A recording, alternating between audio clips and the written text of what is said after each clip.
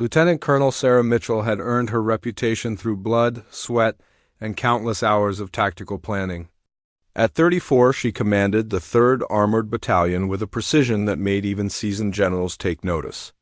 Her colleagues called her Iron Sarah, not for her cold demeanor, but for her unbreakable will when facing impossible odds. The war in Eastern Europe had been raging for 8 months when Sarah received the intelligence report that would change everything. The enemy had assembled what they proudly called the Steel Snake, a massive convoy consisting of 47 heavily armored vehicles stretching nearly 2 miles across the barren landscape. Tank destroyers, armored personnel carriers, supply trucks reinforced with steel plating, and mobile command centers formed this seemingly unstoppable force. Sarah studied the reconnaissance. Photos spread across her makeshift desk in the abandoned farmhouse that served as her temporary headquarters. The images showed a convoy that looked more like a moving fortress than a simple supply line.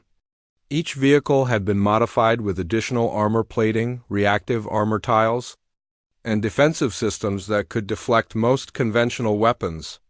Ma'am, intelligence suggests they're moving critical supplies to the front lines, reported Captain Rodriguez, her intelligence officer. His weathered face showed the strain of months in the field. Medical supplies, ammunition, fuel, and what appears to be advanced communication equipment.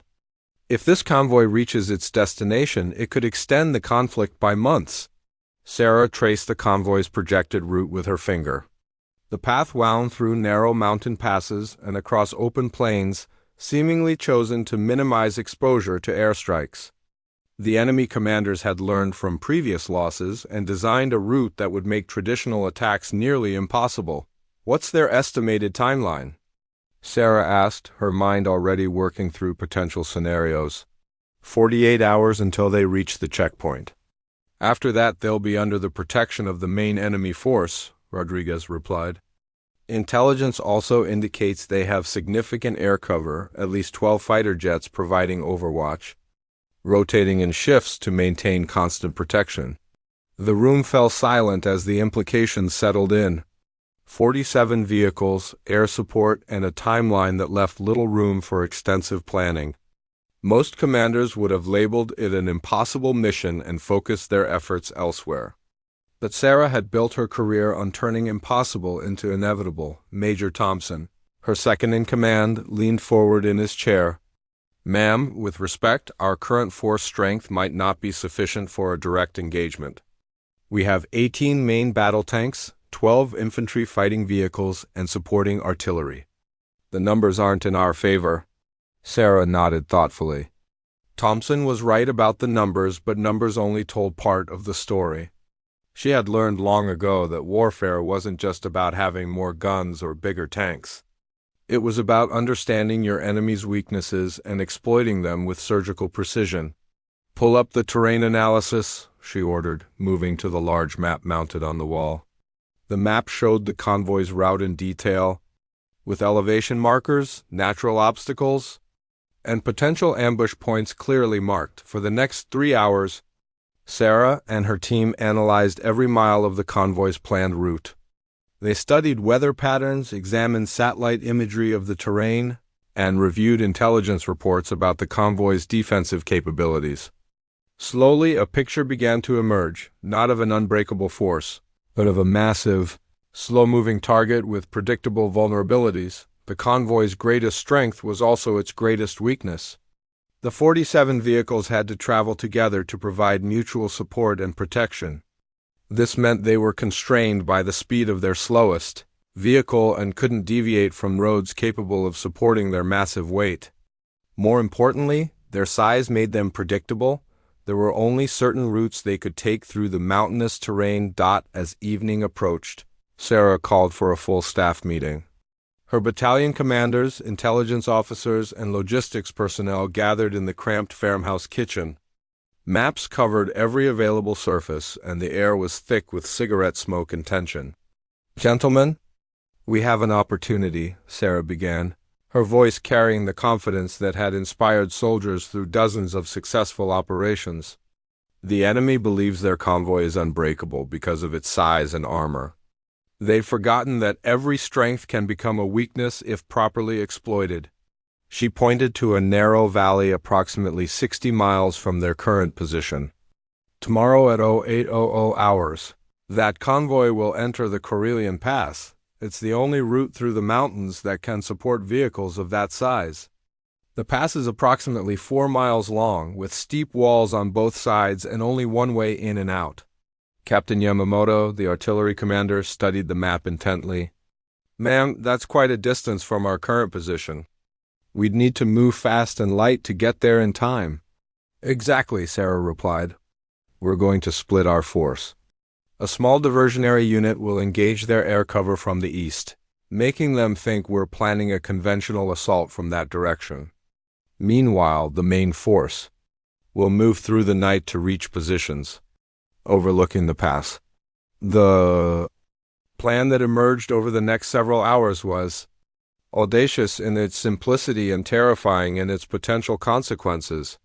Sarah would personally lead a strike force consisting of 12 main battle tanks and supporting infantry through a grueling night march across difficult terrain. They would reach the high ground overlooking the pass just as the convoy entered the narrow valley below. Lieutenant Garcia, one of Sarah's youngest tank commanders, raised his hand. "Ma'am, what about their air support? Even if we catch them in the pass, those fighter jets will respond quickly." Sarah smiled grimly. "That's where timing becomes everything. Our diversionary force will create enough noise to keep those jets busy for exactly 18 minutes, long enough for us to complete our mission and begin withdrawal." The logistics of moving 12 70-ton tanks across mountainous terrain in complete darkness couldn't be understated. The route Sarah had chosen existed mostly on paper, a series of deer trails, logging roads, and natural passages that had never been tested with heavy armor.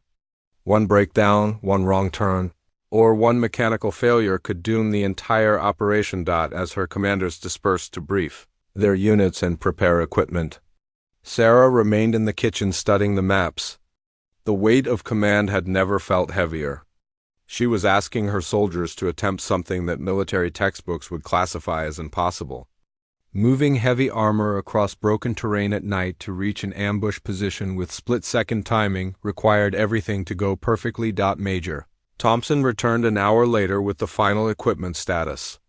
"Ma'am, we have some concerns about the T-80 tanks making the journey. The terrain is going to be extremely challenging for vehicles that heavy." Sarah had anticipated this problem. The newer T-80 tanks were powerful but less reliable over rough terrain than the older, simpler T-72 models. "We'll take 8 T-72s and 4 of the most reliable T-80s. Each tank crew needs to pack extra maintenance supplies and be prepared for emergency repairs in the field." The ammunition loadout presented another challenge. Traditional armor-piercing rounds would be effective against some of the convoy's vehicles, but the intelligence reports suggested many had been modified with reactive armor, specifically designed to defeat conventional tank rounds. Sarah made the decision to load primarily high-explosive rounds, gambling that the volume of fire would be more effective than precision penetration. At 2,200 hours, Sarah gathered her strike force commanders for final briefings.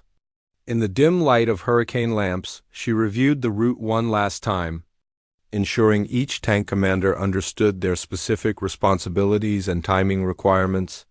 "Remember, we get one chance," she told them. "The moment we open fire, every enemy force within 50 miles will know our position. We have 18 minutes to destroy that convoy and begin withdrawal. After that, we'll be fighting for our lives." The night march began at 0200 hours under a moonless sky. 12 tanks and their supporting infantry vehicles moved in single file through terrain that challenged both man and machine. The lead tank, commanded by Sergeant First Class Morrison, used only infrared navigation equipment to find the path forward. Behind him, 11 other tanks followed at precise intervals, their crews fighting fatigue and anxiety in equal measure. Sarah rode in the third tank, monitoring radio communications and tracking their progress against the timeline. Every few minutes, she checked her watch and calculated their position relative to where they needed to be. The margin for error was measured in minutes, not hours. At 0445 hours, the column encountered their first major obstacle, a stream that had washed out the logging road they were following. The water was too deep for safe crossing, and the banks too steep for heavy vehicles. In the darkness, finding an alternative route could take hours they didn't have. Sarah made the decision that would later be studied in military academies around the world. Instead of searching for a better crossing, she ordered her engineers to create one. Using explosives and portable bridging equipment, they blasted a ford through the row. The morning mist clung to the valley floor as 47 vehicles of the enemy convoy moved into Carillion Pass like a massive steel serpent. From her concealed position on the ridge above, Sarah watched through binoculars as the formation maintained its disciplined spacing. Each vehicle was exactly 40 meters from the next, a textbook example of convoy security that would normally provide maximum protection against ambush, but Sarah had spent months studying this enemy force, and she knew their doctrine better than some of their own commanders. The 40-meter spacing was designed to prevent multiple vehicles from being destroyed by a single artillery round or airstrike. It worked perfectly against conventional attacks from above or ahead. However, it created a fatal vulnerability when attacked from elevated positions on both sides of a narrow valley. "Iron 2, do you have eyes on the lead elements?" Sarah whispered into her radio headset. Captain Martinez responded from his position 300 meters to her left. "Confirmed, Iron Actual. I count 6 tank destroyers in the lead group, followed by what appears to be command vehicles. The main body of the convoy is still entering the pass." Sarah checked her watch. -803 hours. The convoy was moving slightly ahead of schedule, which actually worked in her favor. The longer the formation stretched through the narrow pass, the more vehicles would be trapped when she sprung the ambush. Intelligence had estimated the convoy would take 12 minutes to completely enter the valley. At their current pace, it would take 14 minutes, 2 additional minutes of vulnerability. Through her binoculars, she studied the individual vehicles more closely. The enemy had indeed upgraded their armor significantly since the last engagement. Reactive armor tiles covered the sides of most vehicles, designed to deflect incoming rounds before they could penetrate the main armor. The tank destroyers mounted active defense systems that could intercept anti-tank missiles in flight. On paper, it was an impressive defensive array, but Sarah had noticed something during her analysis of the reconnaissance photos that enemy planners had apparently missed. The reactive armor tiles were designed to protect against attacks from ground level, the standard angle of engagement in tank versus tank combat. They were less effective against rounds striking from a steep downward angle, and completely ineffective against attacks from directly overhead. Her tanks were positioned on ridgelines, nearly 800 feet above the valley floor. At that angle of attack, the reactive armor would actually work against the enemy vehicles by deflecting rounds downward into the thinner top armor rather than away from the vehicle entirely. Iron 3. "Status report on your sector?" Sarah requested. Sergeant Morrison's voice came through clearly despite the early morning atmospheric interference. "Iron Actual, I have clear lines of sight on the entire kill zone. My gunner has ranged targets from 1,200 to 1,800 meters. We're ready to engage on your command." The kill zone was Sarah's masterstroke of tactical planning. Instead of trying to destroy all 47 vehicles simultaneously, she had divided the convoy's route through the pass into 3 distinct zones. The first zone, at the valley entrance, would be hit by her forward elements to prevent vehicles from retreating. The third zone, at the valley exit, would be targeted by her rear guard to prevent escape. The middle zone would become a killing field where the majority of the convoy would be trapped and systematically destroyed. At 0809 hours, the lead vehicles reached the narrowest part of the pass. Sarah could see the enemy tank commanders scanning the ridgelines through their periscopes, but her tanks were too well concealed and the morning shadows too deep for visual detection. The enemy had grown complacent during months of unopposed convoy operations. and their radio discipline suggested they weren't expecting contact. All iron stations? This is Iron Actual, Sarah spoke quietly into her microphone. Initiate final weapons checks. Target assignments are as briefed. Remember, we have 18 minutes from first shot to withdrawal. Make every round count. The response was immediate and professional.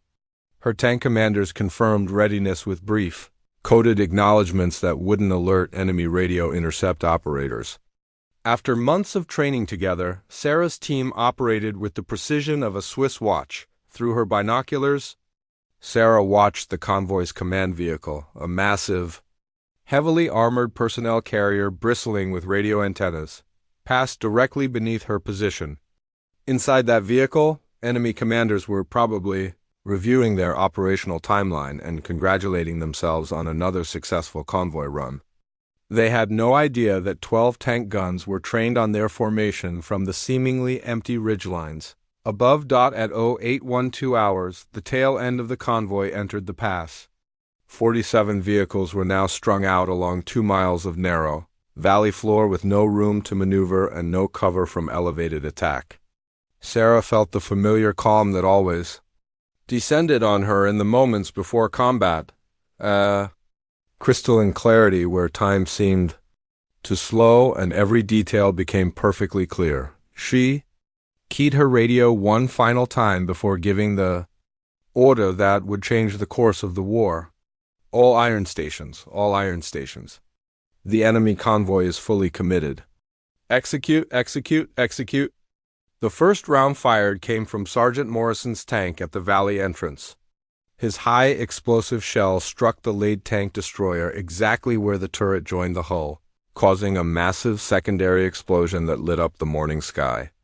The reactive armor tiles detonated in sequence, but instead of deflecting the round away from the vehicle, they channeled the explosion downward into the crew compartment. Sarah's own tank fired 3 seconds later, targeting the convoy's main command vehicle. Her gunner, Corporal Jackson, had trained for this exact shot for weeks. The round struck the vehicle's roof at a perfect 90-degree angle, punching through the thin top armor and detonating inside the communications center. Radio antennas collapsed in a shower of sparks as the enemy's command and control capability evaporated in a single instant. Along the entire ridgeline, 12 tanks fired in rapid succession. Each gun crew had specific targets and backup targets, creating an overlapping field of fire that left no vehicle untargeted. The mathematics of the engagement were brutally simple. 47 targets divided among 12 guns meant each tank needed to destroy an average of 4 vehicles in 18 minutes. It was challenging but achievable with proper fire discipline and ammunition management. The enemy response was immediate but uncoordinated. Without their command vehicle, individual tank commanders began taking independent action, some attempting to return fire at the muzzle flashes on the ridgeline while others tried to maneuver out of the kill zone. However, the narrow confines of the valley made meaningful movement impossible for vehicles weighing 60 to 70 tons. Captain Martinez's sector erupted in flames as his 3 tanks systematically worked through their target list. Supply trucks carrying fuel and ammunition created massive secondary explosions that sent debris hundreds of feet into the air. The sound was deafening, a continuous thunder of cannon fire, explosions, and crashing metal that echoed off the valley walls. Sarah tracked the engagement through her radio headset while simultaneously directing her own tank's fire. Iron 2, shift fire to grid reference, 341,256. Multiple vehicles attempting to cluster for mutual defense. Iron 2 copies. Engaging new targets, Martinez responded calmly, as if he were conducting a training exercise rather than fighting for his life. The enemy's reactive armor, so effective against conventional ground-level attacks, proved worse than useless against Sarah's elevated assault. Each detonating tile sent fragments and explosive force downward into the vehicle's own armor, creating additional points of failure. Several enemy vehicles were destroyed as much by their own defensive systems as by the incoming rounds. At the 6-minute mark, Sarah's radio crackled with an urgent report from her forward observer. Iron actual, enemy air support is breaking off from engagement with our diversionary force. Estimate 12 minutes until fighters reach this position. Sarah had anticipated this moment. The enemy pilots would quickly realize they had been fooled and race toward the sound of heavy combat in Karelian Pass. Her timeline called for withdrawal to begin, in 12 minutes anyway. But the approaching aircraft added urgency to the final phase of the engagement. All stations, expedite target engagement. Enemy air support inbound in 12 minutes. She announced over the radio network. The pace of fire increased noticeably as her tank commanders pushed their crews to maximum sustainable rate of fire. Modern tank guns could fire approximately 8 rounds per minute under ideal conditions, but accuracy suffered at such high rates. Sarah's crews found the perfect balance between speed and precision, maintaining devastating accuracy while increasing their rate of engagement. By the 10-minute mark, 31 enemy vehicles had been destroyed or disabled. The valley floor was a landscape of burning metal and secondary explosions. Smoke columns rose thousands of feet into the morning air, creating their own weather system as heated air carrying debris and particulates mixed with the cool mountain atmosphere. The remaining 16 vehicles presented a different challenge. Several had managed to take cover behind burning wrecks or natural terrain features. The sound of approaching jet engines cut through the mountain air as Sarah's strike force raced away from Karelian Pass. From her position in the commander's cupola of her T-72, she could see the smoke columns rising thousands of feet behind them, a clear beacon that would guide enemy aircraft directly to the scene of destruction. The timing was going to be impossibly close. "Iron Actual, this is Overwatch 6, came the voice of Captain Torres, the forward air controller attached to her diversionary force. Enemy fighters are breaking off engagement with our decoy force. Count 12 aircraft inbound to your location. Estimated arrival 2 minutes. 2 minutes. Sarah's withdrawal plan called for her tanks to reach the tree line, 3 miles from the valley before enemy air support arrived. At maximum speed across rough terrain, her tanks could cover maybe half that distance. She was about to face the nightmare scenario every ground. Commander feared being caught in the open by enemy aircraft with nowhere to hide, but Sarah Mitchell hadn't earned her reputation by accepting impossible situations. As her tank bounced and lurched down the mountain slope, she was already formulating the tactical innovation that would save her force and cement her place in military history. All iron stations. Execute dispersal pattern Charlie immediately, she commanded over the radio. Individual tank commanders are authorized to take any action necessary to avoid air detection. Rally point remains unchanged. Execute Charlie pattern now. Dispersal pattern Charlie was one of the most dangerous maneuvers in armored warfare. Instead of maintaining unit cohesion for mutual support, 12 tanks would scatter across several square miles of mountainous terrain, each following its own route to the rally point. The pattern sacrificed the safety of unit coordination for the advantage of presenting multiple, small targets instead of one large formation. Lieutenant Patterson, commanding the tank immediately behind Sarah's, didn't hesitate. His tank veered sharply to the left, using a small ravine for concealment as it headed toward a patch of dense forest 2 miles away. Around them, other tank commanders made similar decisions, their vehicles disappearing into the broken terrain like metal. Predator seeking cover, Sarah's own route took her through a boulder field that would test both her driver's skills and her tank's mechanical reliability. Sergeant Williams, her driver, had been with her for 3 years and understood exactly what she needed without lengthy explanations. The tank wove between massive rocks at speeds that would have been suicidal under normal circumstances. But with enemy fighters approaching, normal circumstances no longer applied. The first enemy aircraft appeared as dots against the morning sky, growing rapidly larger as they approached the smoke columns marking the destroyed convoy. Sarah could see them clearly now, sleek fighter bombers designed specifically for ground attack missions. Each aircraft carried enough ordnance to destroy her entire force if they caught the tanks in the open. Williams, hard left behind that ridgeline, Sarah ordered. pointing toward a geographic feature that would mask them from aerial observation. "If we can reach that dead ground, we'll be invisible until they pass." The tank lurched violently as Williams threw it into the turn, tracks spraying dirt and rocks as they fought for traction on the steep slope.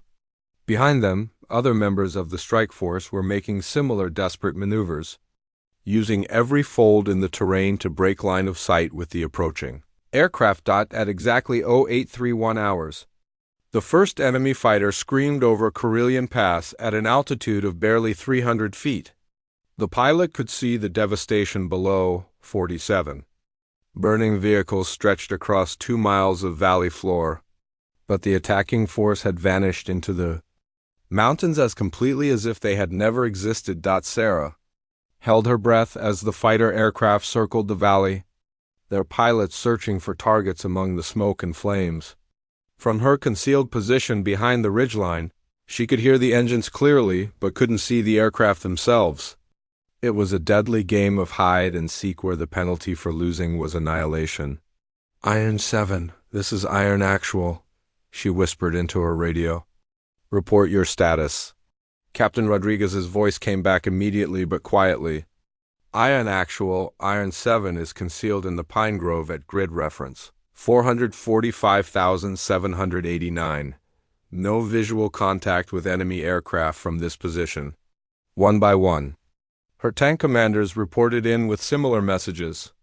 All 12 tanks had successfully found concealment before the enemy air patrol arrived. The dispersal pattern had worked perfectly. But now came the even more dangerous phase, reaching the rally point without being detected. The enemy pilots spent nearly 20 minutes searching the mountains. Around Karelian Pass, they flew search patterns that would have located any conventional military force. But Sarah's tanks remained invisible in their carefully chosen hiding places. Finally, frustrated by their inability to locate the attacking force, the aircraft departed to refuel and rearm for continued search operations. "All Iron stations.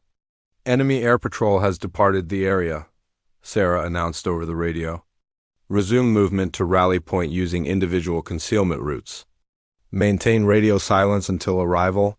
The next 2 hours tested every skill Sarah's tank crews had developed during months of training in difficult terrain. Each tank made its own way through the mountains, following routes that kept them concealed from aerial observation while still making progress toward the predetermined meeting point.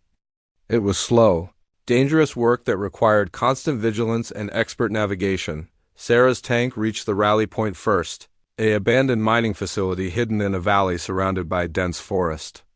The location had been selected specifically because it offered concealment from aircraft, while providing maintenance facilities for any tanks that had suffered mechanical problems during the engagement or withdrawal. As her other tanks began arriving at the rally point, Sarah conducted a detailed assessment of both personnel and equipment. The engagement at Karelian Pass had been tactically perfect, but even perfect operations created maintenance requirements and personnel stress that needed immediate attention. "Iron 4, report your ammunition status," she requested from Lieutenant Patterson, whose tank had led the descent into the valley for close-range engagements. "Iron Actual. Iron 4 expended 60% of main gun ammunition and 40% of machine gun ammunition. No mechanical problems to report. Crew is in good condition." Patterson responded professionally. Similar reports came in from the other tank commanders.